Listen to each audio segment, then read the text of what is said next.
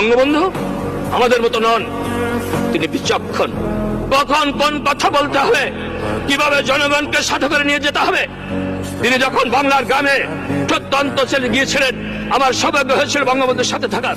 1970 মুম্বাই নির্বাচিত হয়েছেন, আর এখানে অনেক আছেন নির্বাচিত হয়েছেন। আমার খোলা নির্বাচন হয়েছিল নির্ধারিত 7 ডিসেম্বর হয় নাই, হয়েছিল 17 জানুয়ারি। 1971 জানুয়ারি মাসে নির্বাচন হয়েছিল। শপথের সময় আমি এমএনএ না, তারপর শপথ নিয়েছি। বঙ্গবন্ধুর সাথে সাথে বাংলাদেশ ঘুরেছি। 2টা বক্তৃতা করতেন।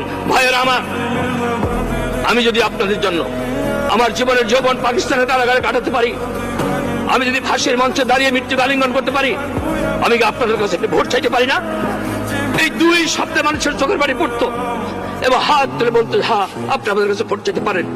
জনগণকে জিজ্ঞেস করছে কোথায় যাচ্ছে, কেন মিটিং এ যাচ্ছে? কার মিটিং? আওয়ামী লীগের মিটিং না, কার মুজিবের মিটিং এ যাচ্ছে, শেখ মুজিবের মিটিং এ যাচ্ছে।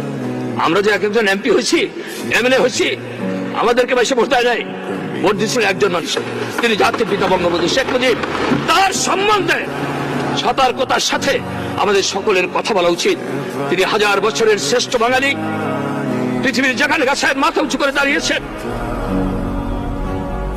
মাথা নত কিভাবে করতে হয় বঙ্গবন্ধু জানতেন না।